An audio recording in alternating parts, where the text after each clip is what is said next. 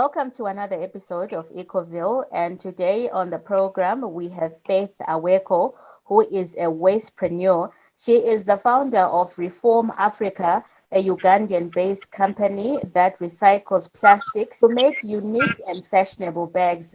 Welcome to the program, Faith. Thank you so much. Okay, our first question is, can you please tell us who is Faith Aweko? Faith Aweko is a Ugandan social entrepreneur and the founder of a social business called Reform Africa that upcycles plastic polythene waste bags into durable, sustainable, and waterproof bags and accessories. We utilize plastic waste as a resource to come up with a sustainable material that we later on use for making the different bags and accessories. Faith Aweko is passionate about women empowerment and youth employment. How and why did you start your company? What motivated you to do that? So I grew up from one of the slum areas here in Uganda, and growing up as a child, I was really greatly affected by plastic waste pollution because every time it rains, my family and the whole neighborhood would dispose of waste in the trenches, and this caused recurring flooding. And it was really hard to go to school because of the floods. And also if it rains like in the night, we'd have to spend the entire night draining water out of our houses. And this is something that I didn't want any kid in Uganda to go through. So going through that situation and like as a child, I didn't know like disposing of waste in the trenches was causing flooding. I just thought flooding was because we're in the slum areas or because we are poor. So as I grew up, I realized the major cause of flooding in slums in Uganda here is because of the poor waste management, because plastic closes trenches, and this blocks trenches and causes the recurring floodings. So in 2017, I began to do research with my colleagues about waste management in Uganda and how we can reduce on plastic pollution.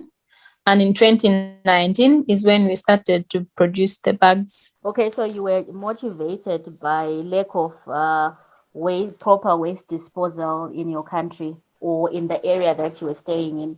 Yes. What products does your company produce, and how many people are employed in your enterprise? We produce products from recycled plastic polythene bags. We produce school bags, backpacks, duffel bags, shopping bags, laptop bags, and different other accessories. Like we literally make any kind of bag, and we employ up to 20 people, 10 full-time, then 10 that are part-time.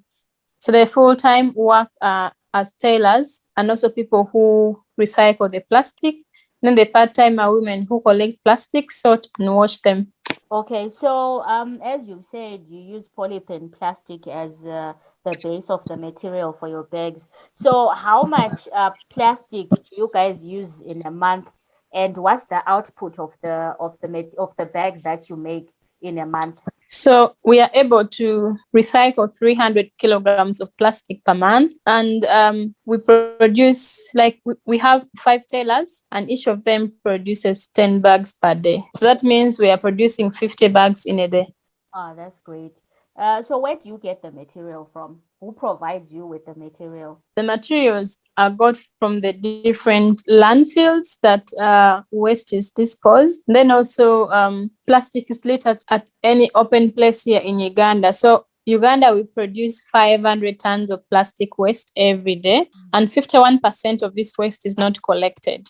So this is the waste that people throw in the trenches, in open manholes. People like when people are traveling, they throw it outside their windows. Then in the rural areas, people dig holes, and then they dispose waste in the holes, and once it is full, they bury the waste. Yet plastic takes more than 1,000 years to decompose. And in some urban areas, and also in the Kampala, the capital city of Uganda, some people are now burning their waste, and they are burning plastic as well.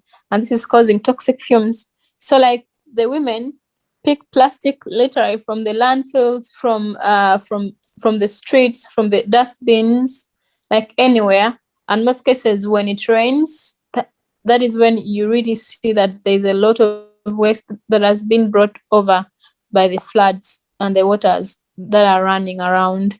And I also like the fact that you are empowering women, as they are the ones who are providing you with the material that you're using to make your bags. So at the same time, you're cleaning the environment, and you are also making opportunities for women. Yes.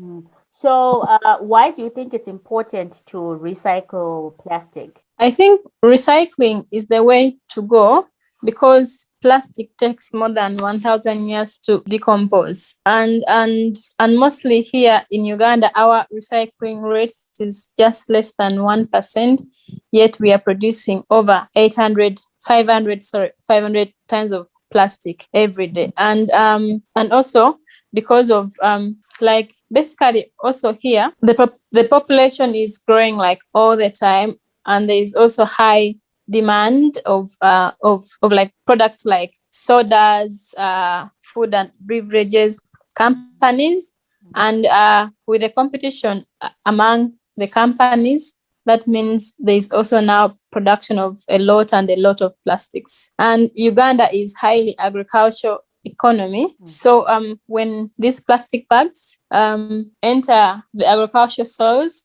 they don't allow water filtration, and this leads to low produce. And what are the environmental benefits of recycling?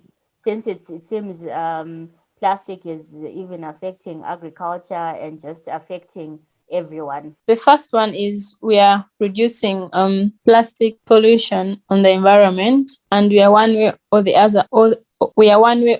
other, also reducing on climate change. Though yes, we perceive climate change as a Western thing, but if it's also affecting Africa because we are not industrialized and we are highly agricultural economies. And so with recycling, we are reducing on plastic pollution. We are also providing employment because Uganda is highly a young population of mostly youth, and there is really high rates of unemployment here. So providing employment for the marginalized youths and the women, and also reducing on the effects of plastic, like on the ozone layer as well. So, how can the fashion industry benefit from using recycled materials? The fashion industry can benefit from using recycled materials by incorporating, like, because people are moved by fashion, also like even with these companies that use plastics like Coca-Cola as a resource, it's moved by demand.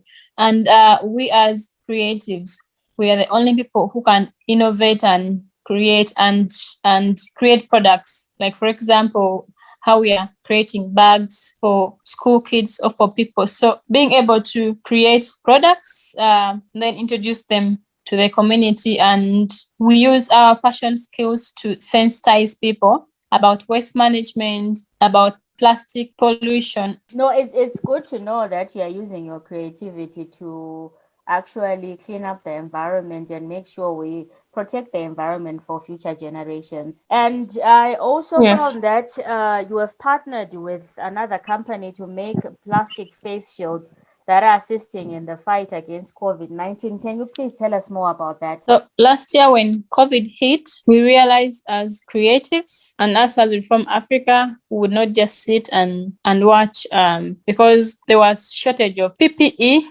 for front health workers to use during the COVID pandemic, because the pandemic hit, and that wasn't something that was planned by the government. So we partnered with waste-prenuer that to make recycled face shields that we were donating to front health workers, and we were also selling to other people who would want to use like the face shield instead of the face masks. So mostly the people who were buying were the handicapped and also front health front health workers here, but now they are easily, like also the general public can now have, because we can produce in now huge numbers. So I like the fact that you're actually using recycled plastic to make face shields that are actually helping in the fight against COVID-19. So how many children have you assisted with the backpacks that your company is making from recycled plastic? Last year, we were able to donate 1,500 bags we donated 1,000 bags with UNFPA to the refugee girls in a rural community here in Uganda. Then we're also able to donate 500 bags to different kids from different schools here in Uganda. Okay, so are you going to continue with that initiative of assisting children who may be underprivileged? Yes.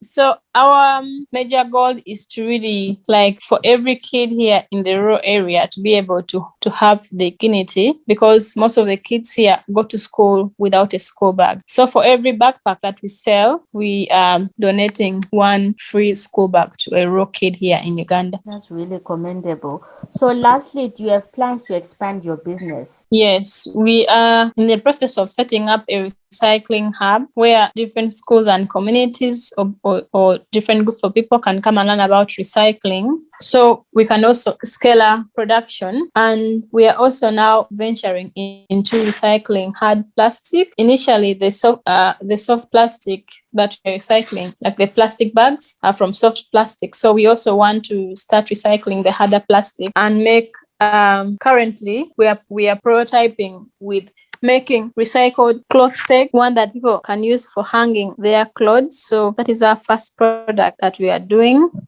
We hope to innovate as many products as possible, but we believe when you open up the hub, then we are able to have creative minds of people and kids get to think and innovate different products that we can use here in Uganda and also export. That's great, Faith. Thank you for joining us. Thank you so much for hosting me. And we hope your company continues to prosper. All right. Thank you. Okay. And thank you again to all our listeners. Please don't forget to subscribe, like, and follow us on our social media pages. Our handle is EcoVille ZW on all platforms. Join us next week for another episode. I'm your host, Nonsigelelo Kwaka.